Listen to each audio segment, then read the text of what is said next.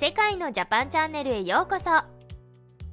皆さんは節電や節水、節ガスなど意識して生活を過ごされていますか？近年、世界的にエネルギーが不足していると連日ニュースなどで見ることも多いと思います。そんな中、アメリカで配信された日本は資源確保の独り勝ち状態だと指摘する記事が話題になっていましたので、海外の反応と合わせてご紹介していきます。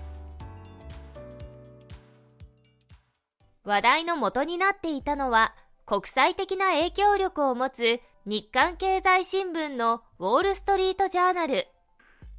世界やアメリカ各地の経済活動、金融に関するニュースを主に掲載しており、経済新聞としてはアメリカ最大の発行部数を誇っています。そんな世界的に影響力のある新聞が、日本だけはエネルギー不足や制御不能な価格に直面していないという内容の記事を配信。その秘密は液化天然ガス LNG の長期契約にあるといいます。日本は主要な取引相手と10年以上の契約を結んでおり、その契約が世界最大の買い手である日本に大きな恩恵をもたらしていると指摘していました。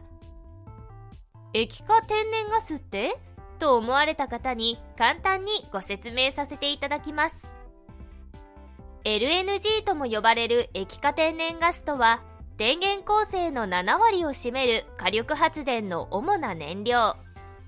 ガスですのでもちろん気体ですが、マイナス162度まで冷却することで液体になります。また、石油や石炭を燃やす火力発電と比較すると CO2 排出量は約半分。汚染物質の排出量も少なく、火力発電としては環境性能が圧倒的に優れていると言えますね。日本ではそんな液化天然ガスをほぼ全量海外から輸入しています。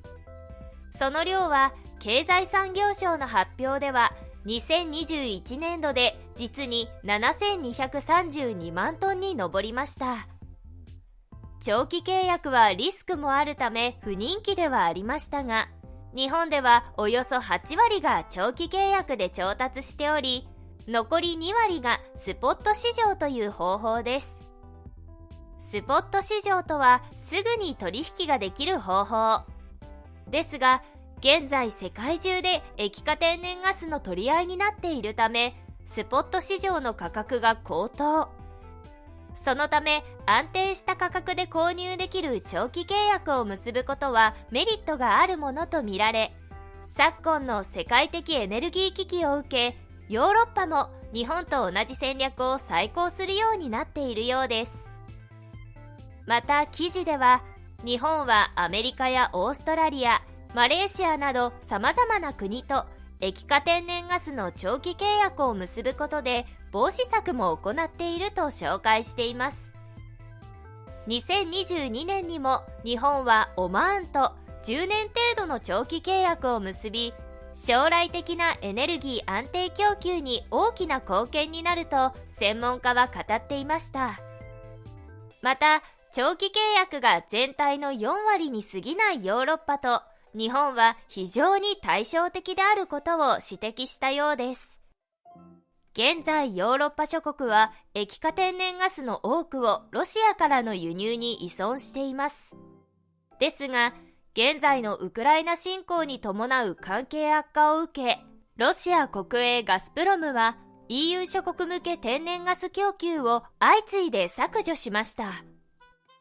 例年ヨーロッパでは夏季にガスの在庫を蓄え、冬季に在庫を取り崩すという形で暖房需要などに対応していましたが、2022年は十分な在庫を確保できていません。そのため、経済大国1位であるドイツ、3位であるイタリア両国がガス不足に陥れば、ヨーロッパ経済にも甚大な影響が及ぶと懸念されています。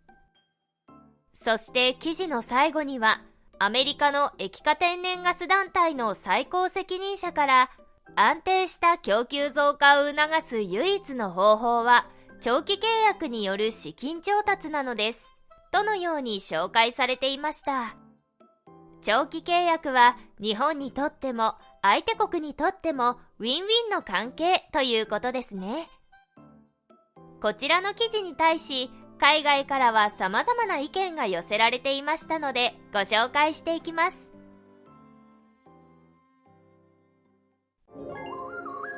海外の反応。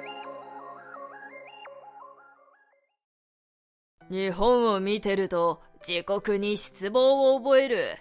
よくマネージメントされた尊敬される国に俺たちはどうやったら近づけるんだろうか。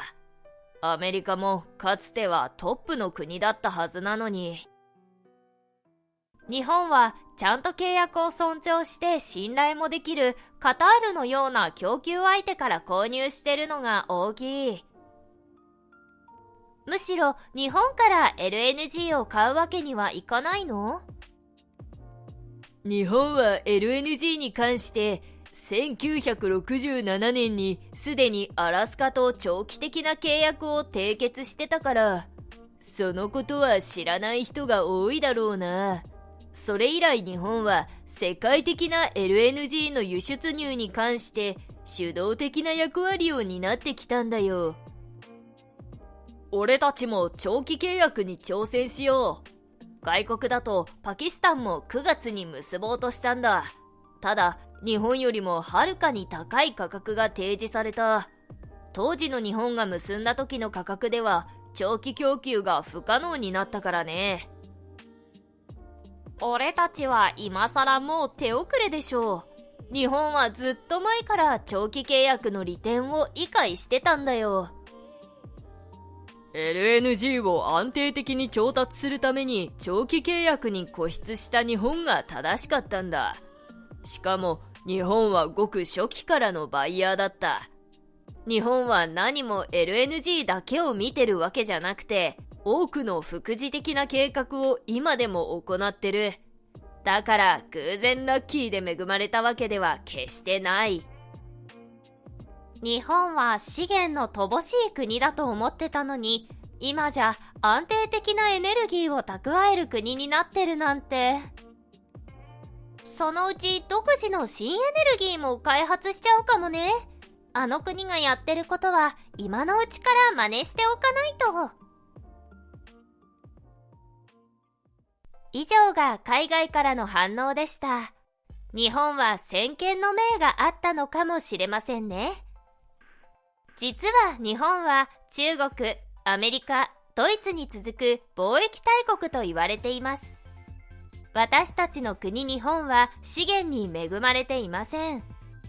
そのため発電や自動車の燃料として使われる石油や石炭、製品の原料として重要な銅や鉛、アルミニウムは海外から輸入しています。そのため他国から原料を輸入し、加工した製品を輸出する加工貿易という方法で、これまでの日本の経済成長を支えてきました。2021年の輸出額は約 83.1 兆円、輸入額は 84.8 兆円と、貿易で壮大な取引が行われていることがわかりますね。では、加工貿易では一体どのようなものがどのような国に輸出されているのでしょうか。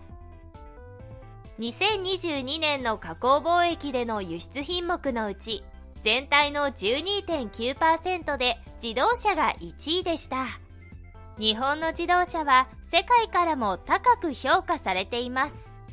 特にアメリカでは品質が高い、信頼ができるなどというポジティブな意見が多く、日本車を好まれる方も少なくありません。ですがヨーロッパ諸国では日本の自動車メーカーのシェアは少なく、アメリカと比較すると日本車が大人気とは言えないようです。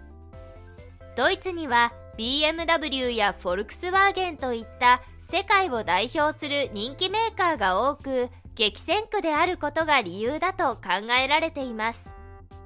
またアメリカのように日本との歴史的な関わりが深くないため、馴染み深い存在ではないことも理由の一つかもしれませんね。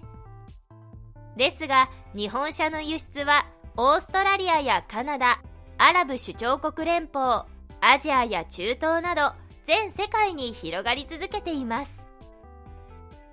続いて2位は 5.9% で半導体と電子部品。アメリカやドイツ以外はほとんどがアジア向けに輸出されており、パソコンやゲーム機以外に自動車や冷蔵庫などいろいろな製品に幅広く使用されるようになり、製造拠点をアジア各国地域に移した日本企業の工場が組み立てを請け負っているためと言われています。続いて3位は 4.6% で鉄鋼。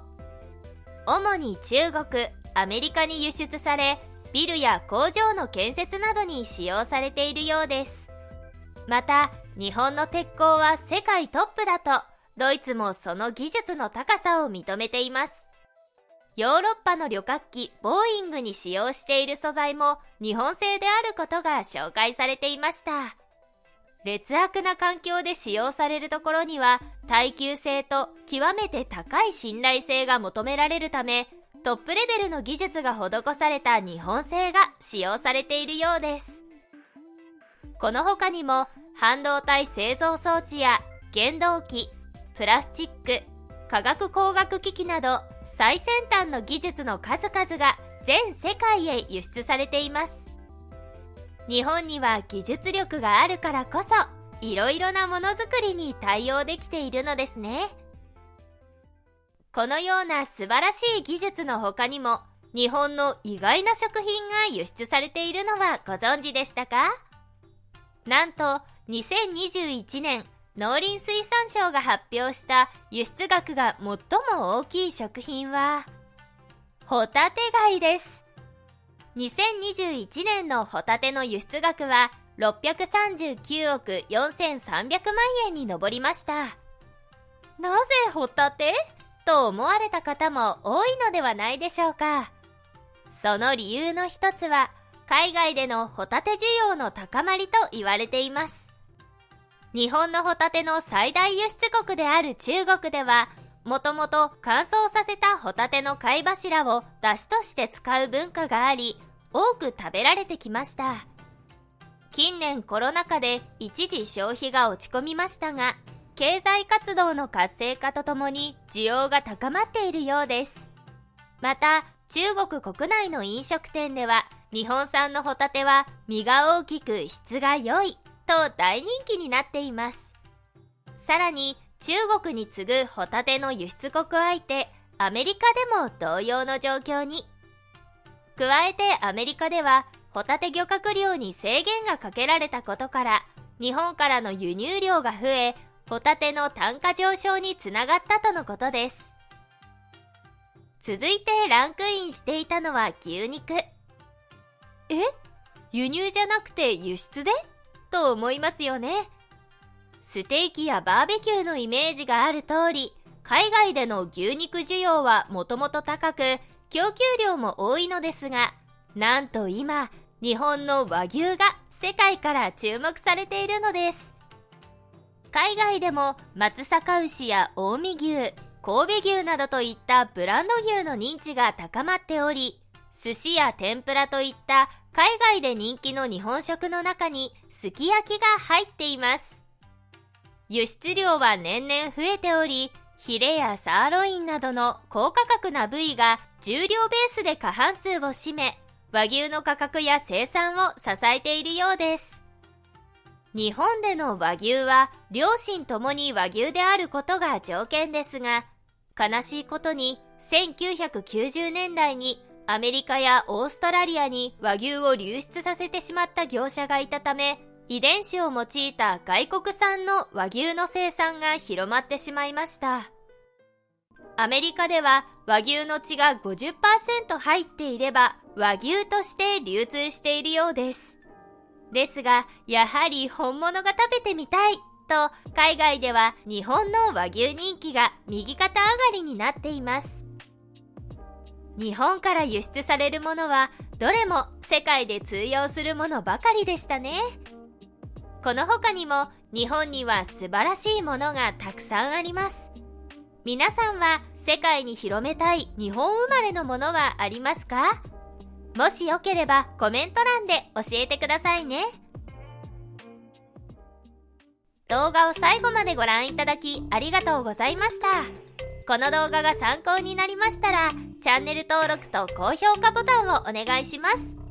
今回のナレーションはエリがお送りいたしました。